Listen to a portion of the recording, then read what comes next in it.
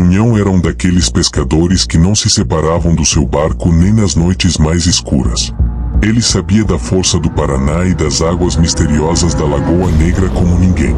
Para ele, pescar ali era uma tradição, quase uma herança passada de geração em geração.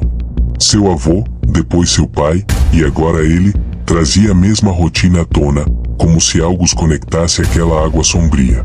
Às vezes, ele dizia que a Lagoa Negra tinha seus próprios segredos, coisas que ninguém jamais entenderia. Alguns diziam que as águas ali eram amaldiçoadas, mas Junião, sempre cético, sorria e dizia: é só o medo que fala, nada mais. Para ele, não passava de histórias contadas pelo pessoal mais antigo, que com o tempo se tornaram parte da cultura local. Mas, nas madrugadas, quando o céu estava coberto de nuvens e o som do vento se misturava com o farfalhar das folhas, havia algo de inexplicável que Junião não podia ignorar. O barco deslizando sobre a superfície negra da lagoa, o farol da lanterna piscando de vez em quando, e o som das águas se rompendo ao redor eram tudo o que ele precisava para sentir que estava em casa.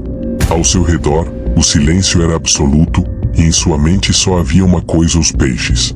Desde pequeno, ele aprendeu a respeitar aquela lagoa, sem jamais ignorar a lenda de que, à noite, a água guardava um tipo de presença, algo que parecia observar, esperando pelo momento certo para cobrar o que era devido.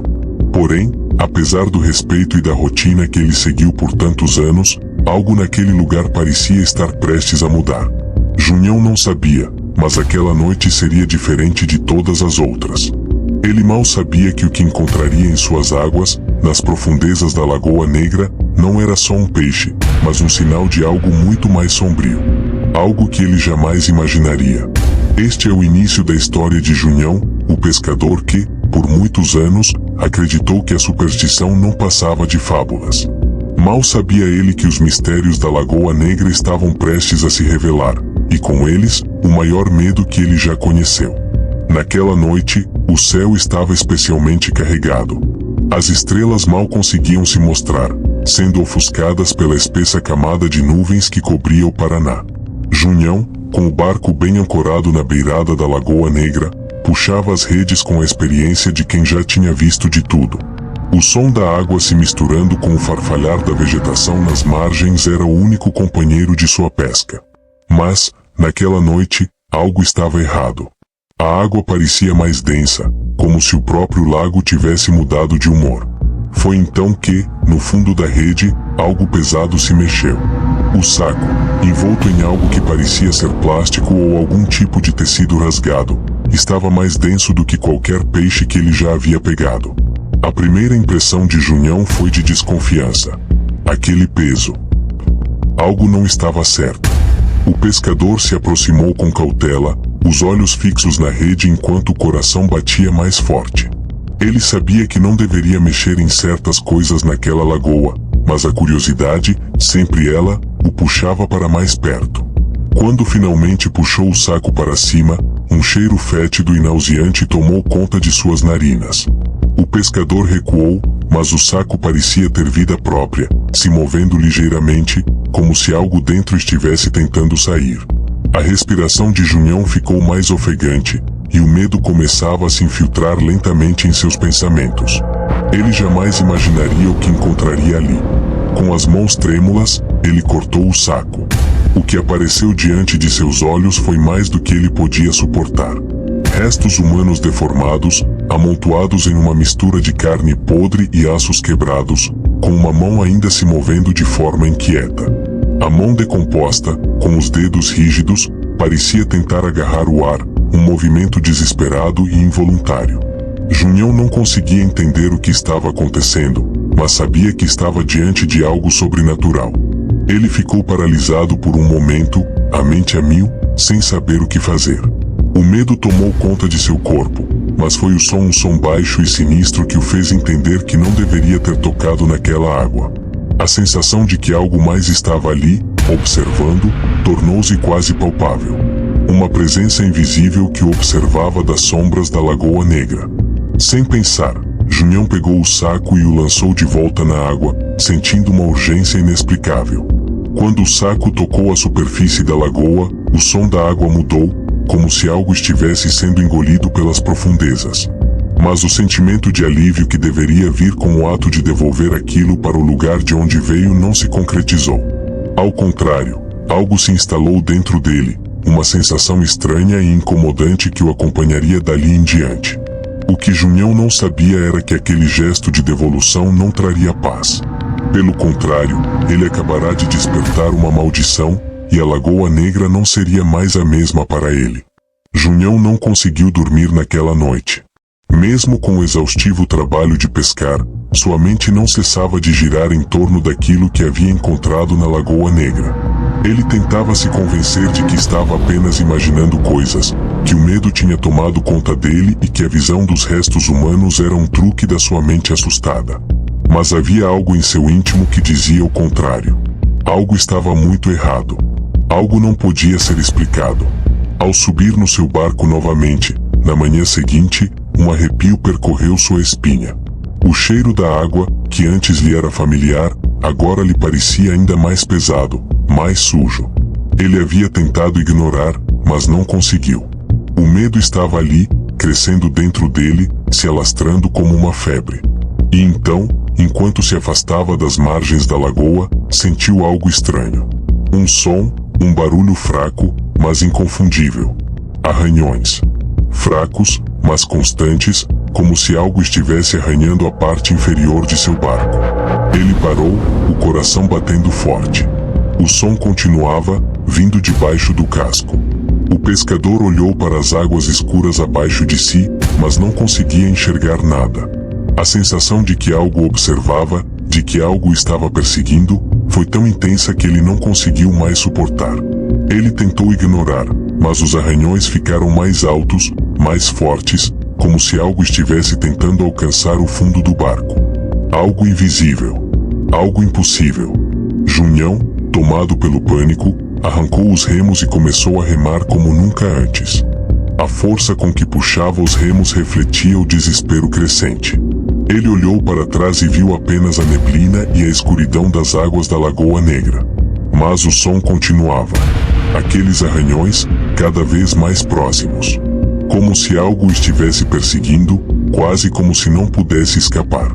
Chegou em casa com o coração disparado e as mãos suadas, mas, ao chegar à porta, não conseguiu evitar de olhar para o lago distante, que parecia mais ameaçador do que nunca.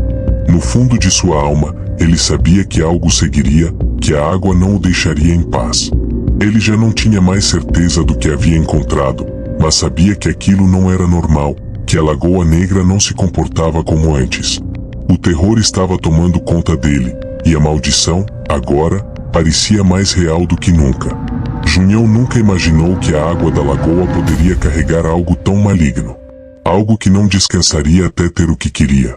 E, ao que tudo indicava, o pescador havia feito a escolha errada ao mexer com aquilo. Na manhã seguinte, Junhão despertou com os primeiros raios de sol invadindo a janela da cozinha. A noite anterior parecia um pesadelo daqueles que deixam um gosto ruim na boca por horas, mas o cheiro de café passado e o calor do fogão a lenha ajudaram a devolver uma aparência de normalidade. No entanto, por dentro, ele estava quebrado. A lembrança dos arranhões sob o barco ainda ecoava em sua mente como uma ameaça persistente. Era como se algo tivesse se infiltrado em sua realidade, algo que não pertencia a esse mundo. Depois do café, decidido a encarar o medo de frente, foi até o barracão onde deixava o barco. Quando tirou a lona que o cobria, seu coração afundou como chumbo em água parada. Lá estavam os arranhões. Longos, profundos, como se garras tivessem arrastado suas pontas afiadas pelo casco de madeira. Eram marcas impossíveis de ignorar, de fingir que não estavam lá. Aquelas ranhuras eram a confirmação física do terror que ele viveu na Lagoa Negra.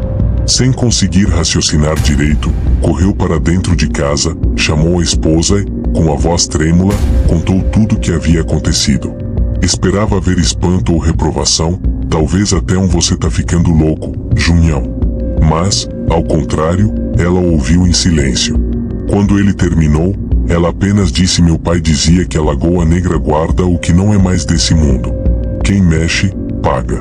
Aquela frase caiu como pedra no estômago. Pela primeira vez, Tonho se deu conta de que talvez aquela velha superstição carregasse alguma verdade. Talvez os antigos soubessem de algo que a modernidade desprezou. Sem saber o que fazer, e com o peso do medo crescendo a cada minuto, ele chamou a polícia. Quando os investigadores chegaram, observaram as marcas no barco, ouviram o relato, fizeram algumas anotações. E nada mais. Não encontraram sinais de crime, muito menos restos humanos. Pode ter sido um animal, disseram. Ou alguém pregando uma peça. Mas o olhar de Junião dizia tudo, ele sabia que não era isso. Aquilo era algo diferente. Algo que não se explica num relatório policial. Durante o dia, ele tentou ocupar a cabeça com tarefas simples: consertar a cerca do galinheiro, limpar os anzóis, organizar as redes. Mas em cada movimento, sentia o peso da lembrança. Era como se a mão decomposta ainda estivesse ali, mexendo-se, tentando agarrá-lo do fundo da memória. O som sinistro da noite anterior parecia colado em seus ouvidos, e ele começava a ouvir pequenas coisas. Estalos. Sussurros. O arranhar leve, vindo de onde não devia. A presença não foi embora. O trauma estava instalado, como um visitante indesejado que se recusa a sair. Junião, o homem que nunca teve medo de encarar uma noite na Lagoa Negra, agora se pegava olhando para os cantos da casa como quem espera que algo surja das sombras. O pescador forte e experiente agora parecia menor, mais frágil diante do que viverá. A pergunta que não queria calar era aquilo que ele libertou. Teria voltado para casa com ele? O tempo passou, mas Junião não conseguiu voltar à vida de antes. A Lagoa Negra, antes sua companheira silenciosa de tantas madrugadas, agora era apenas uma lembrança distante e dolorosa. Ele não chegava nem perto da trilha que levava até a margem. Evitava olhar na direção dela, como se bastasse um simples olhar para ser tragado de volta àquela noite amaldiçoada. Quem o conhecia notava a mudança. O pescador que sempre voltava com sacos cheios agora passava os dias em casa, distraído, acuado, como se estivesse sendo vigiado. E talvez estivesse. Porque os sons. Os sons não pararam. Mesmo longe da água, Junião ainda os ouvia.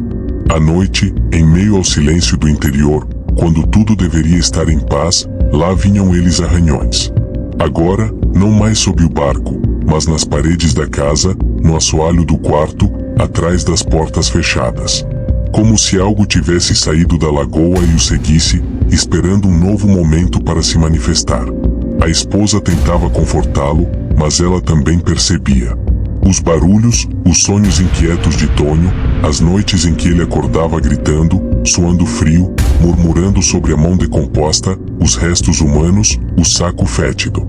Aquelas imagens estavam cravadas na mente dele como farpas impossíveis de arrancar. Até o cachorro da casa, antes brincalhão, agora latia sem parar para os cantos da sala, como se visse algo que os humanos não podiam enxergar. Foi então que as coisas começaram a piorar. Objetos mudando de lugar, portas se abrindo sozinhas, vultos passando pelo canto do olho. E o som sinistro. Sempre ele.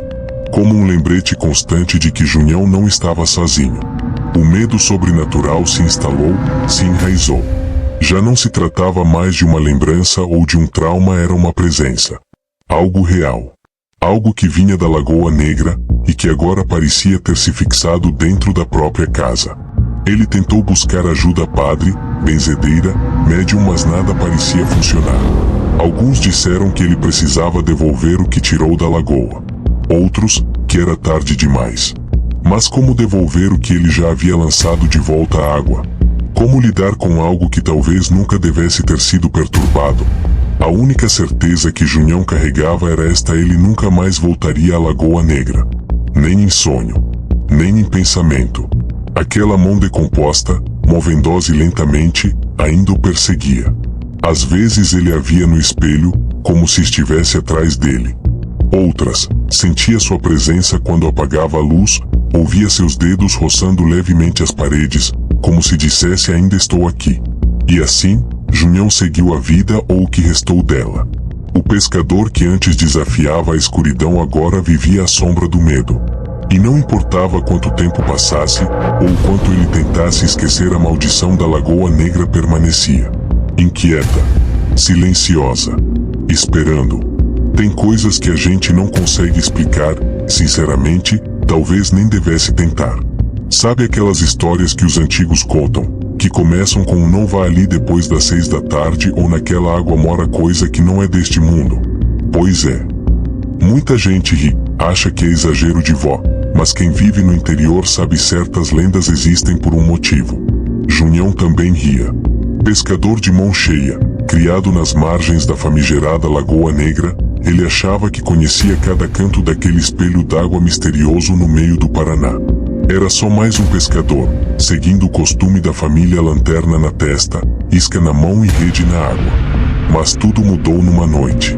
Uma noite em que o lago devolveu algo que nunca deveria ter emergido. Se você é do tipo que gosta de histórias com final feliz, talvez seja melhor parar por aqui.